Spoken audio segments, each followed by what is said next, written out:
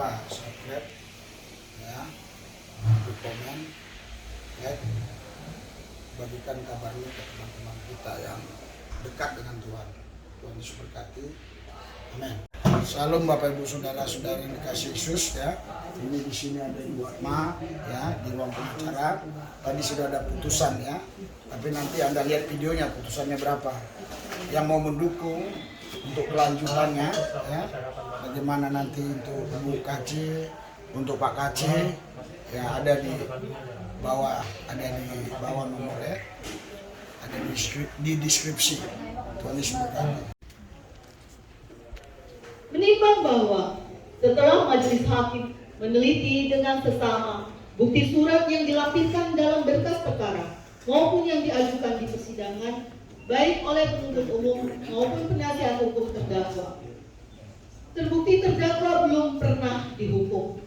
Akan tetapi majelis hakim mempunyai penilaian antara lain dari sudut pandang aturan hukum atau legal justice. Terdakwa tidak hanya melanggar Alkitab yang diyakininya, mengajarkan kasih dan perdamaian antara sesama manusia, tetapi juga melanggar kitab suci Al-Quran yang diyakini umat Islam, dan melanggar putusan bersama Menteri Agama dan Menteri Dalam Negeri nomor 1 tahun 1979 tentang tata cara pelaksanaan penyiaran agama dan bantuan luar negeri kepada lembaga agama di Indonesia. Dari sudut pandang keadilan secara moral atau moral justice, terdakwa telah melakukan perbuatan dalam satu kehendak secara berulang-ulang berupa perkataan-perkataan terdakwa yang bertentangan dengan ajaran Islam dan menodai agama Islam, khususnya Nabi Muhammad SAW dan Tuhan Allah Subhanahu wa Ta'ala, mulai tanggal 30 Juni 2021, tanggal 11 Agustus 2021, tanggal 14 Agustus 2021, tanggal 17 2021, tanggal 18 Agustus 2021, tanggal 19 Agustus 2021, tanggal 20 Agustus 2021. Selain itu, terdakwa juga telah berniat untuk membagikan atau menyiarkan ajaran ataupun kegiatan doa yang menyimpang dan mengarah pada tindak pidana pada bulan November 2018. Akan tetapi saksi Roy Jasa Rambi, pihak GBI Lipo Cikarang dapat memberikan nasihat kepada terdakwa. Terdakwa juga memaksakan kehendaknya untuk mengajak orang lain, khususnya umat Islam, untuk meninggalkan agama Islam dengan cara menyiarkan berita atau pemberitaan bohong. Adanya perbuatan terdakwa dalam satu kehendak berulang-ulang tidak hanya menyakiti umat Islam di negara Indonesia, tetapi juga umat Islam di seluruh dunia yang dapat dikatakan sebagai pengguna media sosial. Mengingat sarana YouTube adalah media sosial yang dapat dilihat atau diakses secara cepat oleh para pengguna media sosial. Dari sudut pandang rasa keadilan untuk masyarakat atau social justice, perkataan terdakwa dalam satu kehendak dan berulang-ulang dalam membuat 7 video yang berisi perkataan-perkataan terdakwa yang bertentangan dengan ajaran Islam dan menodai agama Islam, khususnya Nabi Muhammad SAW dan Allah Subhanahu wa Ta'ala, menyakiti umat Islam secara luas, dan reaksi dari ormas-ormas seperti keberatan-keberatan dari saksi Fuad Fadilah Husain, saksi Faris Afifatullah, saksi M. Ismail Jamaksyari yang tergabung dalam organisasi Barisan Nusantara, saksi Kiai Haji Muhammad Khalil Nafis LC MA PhD sebagai Ketua MUI, saksi Kiai Haji Aid Zainuddin MA sebagai Ketua Ormas Nahdlatul Ulama Kabupaten Bogor, saksi Kiai Haji Otong Aminuddin sebagai Ketua MUI Kabupaten Pangandaran, dan saksi Asep Saifuddin sebagai Kepala Desa di Desa Limus Gede, Kecamatan Cimerak, Kabupaten Pangandaran, Provinsi Jawa Barat. Sehingga majelis hakim berpendapat terhadap derajatnya dipersamakan dengan orang yang pernah dihukum dalam arti sebagai pemberatan yang membedakan terhadap orang yang pernah dihukum perbuatannya telah diadili, dan terhadap keduanya dapat dihukumkan baik adanya perbarengan atau perbuatan yang diteruskan. Menimbang bahwa mengenai terdakwa sebagai tulang punggung dan terdakwa bersikap sopan di persidangan, majelis hakim berpendapat tidak dapat disandingkan dengan akibat-akibat yang dapat timbul dari perbuatan terdakwa, seperti disintegrasi bangsa dan merusak generasi penerus bangsa yang akan menjadi akar bangsa Indonesia di masa yang akan datang. Menimbang bahwa terhadap bukti-bukti surat yang irelevan dalam perkara ini tidak perlu majelis hakim pertimbangkan lebih lanjut. Menimbang bahwa oleh karena terdakwa telah dilakukan penangkapan dan penahanan yang sah, maka masa penangkapan dan penahanan yang telah dijalani dikurangkan seluruhnya dari pidana yang dijatuhkan, serta perhitungan masa pembantaran yang telah dijalani terdakwa selama sakit.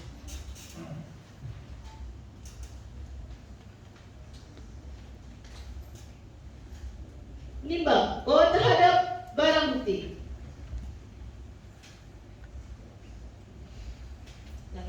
menimbang bahwa sebelum putusan ini mempunyai kekuatan hukum tetap, maka terdakwa tetap berada dalam tahanan. Menimbang bahwa terhadap barang bukti berupa satu buah flash disk 32 GB yang berisi video postingan dan seterusnya,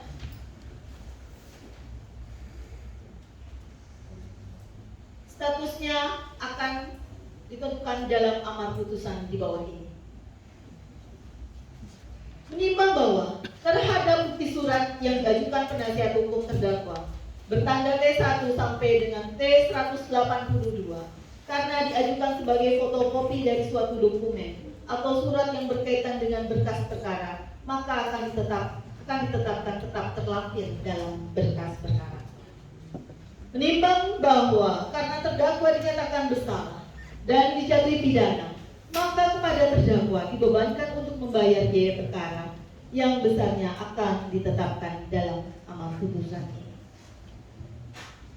Menimbang bahwa dengan mempertimbangkan hal-hal tersebut di atas, menurut majelis hakim, pidana yang dijatuhkan terhadap diri terdakwa sebagaimana tersebut dalam amar putusan ini sudah setimpal dengan kadar kesalahan terdakwa dan mendekati rasa keadilan.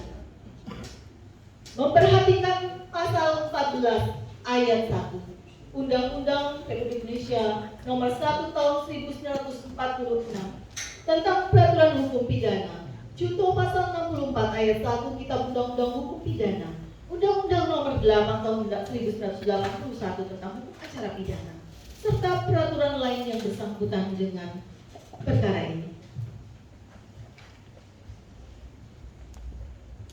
Mengadili. 1.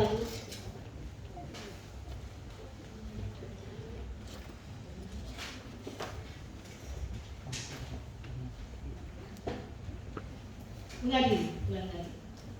Menyatakan terdakwa H. Muhammad Osman alias Muhammad Kece alias Muhammad KC alias Muhammad Osman Cornelius alias Osman bin Sunet telah terbukti secara sah dan meyakinkan bersalah melakukan tindak pidana dengan menyiarkan berita atau pemberitaan bohong dengan sengaja menerbitkan keonaran di kalangan rakyat, sehingga dengan demikian harus dipandang sebagai suatu perbuatan yang diteruskan sebagaimana dakwaan pertama primer penuntut umum. 2. Menjatuhkan pidana. Oleh karena itu, kepada terdakwa dengan pidana penjara selama 10 tahun. Menetapkan pidana yang dijatuhkan dikurangkan dari masa penangkapan dan penahanan yang telah dijalani terdakwa. 4. Menetapkan terdakwa tetap ditahan. 5. Menetapkan barang bukti 1 buah flash disk 32 GB yang berisikan video postingan YouTube akun Muhammad Kece dengan judul Sumber Segala Dusta dan screenshot postingan YouTube akun Muhammad Kece dengan judul Sumber Segala Dusta. 1 bundel print out postingan YouTube akun Muhammad Kece dengan judul Sumber Segala Dusta. 1 buah SIM A H. Muhammad Kosman, 1 buah SIM C H. Muhammad Kosman, 1 buah NPWP atas nama H. Muhammad Kosman, 1 lembar fotokopi kartu keluarga nomor 32319303161011, 2 lembar fotokopi paspor dengan nama Kosman dengan nomor paspor A4061245, 1 buah kartu tanda penduduk NIP 33011005006680001 atas nama H. Muhammad Kosman terlampir dalam berkas perkara. 1 buah laptop merek Axio warna hitam, 1 buah laptop merek HP warna silver, 1 buah handphone merek Nokia tipe RM1035, 2 buah modem Wi-Fi merek Prolink, 1 buah recorder merek Sony, 1 buah power bank, 1 buah kartu ATM NIB nomor kartu 60187874000469522, 1 buah kartu elektronik komuter lain, 1 buah flash disk merek SanDisk 32 GB warna hitam, 1 buah flash disk merek SanDisk 64 GB warna hitam, 1 buah Blankton Jawa warna coklat kemasan, 1 buah peci warna hitam merek Atlas, 1 buah akun Google Mail Muhammad Kece @gmail.com yang diekspor ke dalam flash disk warna merah hitam, 1 buah akun channel YouTube atas nama Muhammad Kece dengan user login Muhammad Kece 7@gmail.com dan password Muhammad ganti 12 beserta 7 video yang berjudul sebagai berikut: Sumber Segala Dusta, Stop Pengajaran Jin Bongkar Tidak Kuning, Nabi yang membunuh jin bebas dari penyakit hilang akal, hadir kemerdekaan Republik Indonesia, Kita Kuning Membingungkan, 1 buah flash disk berisi 7 salinan 7 video yang bersumber dari akun channel di Muhammad Kece, 1 buah handphone merek Samsung Galaxy A52 warna hitam, 1 buah handphone merek Realme Y17 warna biru, dikembali 1 buah SIM card Telkomsel dikembalikan kepada saudara Mansur Febrian, 1 buah handphone merek Samsung SMB 310E, 1 buah kartu keanggotaan Gereja Bethel Indonesia atas nama Muhammad Kosman, 2 buah kartu pers hukum kriminal, 1 buah handphone merek Nokia RN1035, 1 buah handphone merek Nokia tipe RH118, 1 buah kartu ATM CIMB Niaga, 1 buah kartu CIMB Niaga, 1 buah handphone merek Realme tipe RM X3261 dikembalikan kepada terdakwa.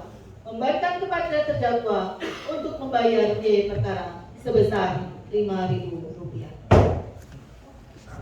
Demikian diputuskan dalam rapat musyawarah Majelis Hakim Pengadilan Negeri Ciamis pada hari Jumat tanggal 25 Maret 2022 oleh kami, Bibi Purnamawati SHMH selaku Hakim Ketua, Ahmad Yud Nugraha SHMH dan Rika Emilia SHMH masing-masing sebagai hakim anggota. Putusan mana diucapkan pada hari Rabu tanggal 6 April tahun 2022 dalam persidangan yang terbuka untuk umum oleh Hakim Ketua dengan didampingi para hakim anggota tersebut, dibantu oleh Enda Juanda dan Eno SH Panitra Pengganti pada Pengadilan Negeri Ciamis, dengan dihadiri oleh Jaksa Penuntut Umum pada Kejaksaan Agung Republik Indonesia dan Kejaksaan Negeri Ciamis di hadapan terdakwa dan didampingi oleh penasehat hukumnya.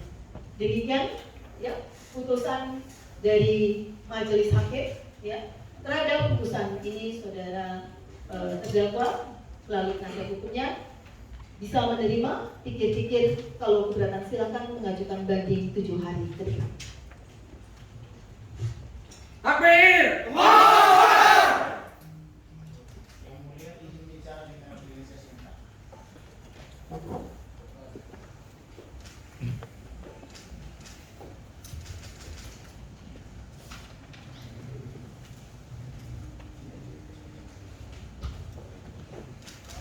Yang mulia,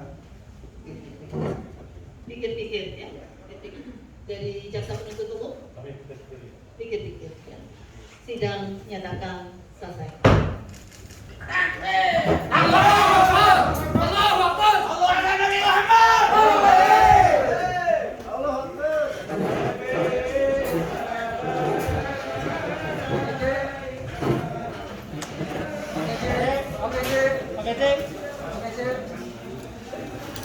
Oke, Cik. Pak. Oke, Cik.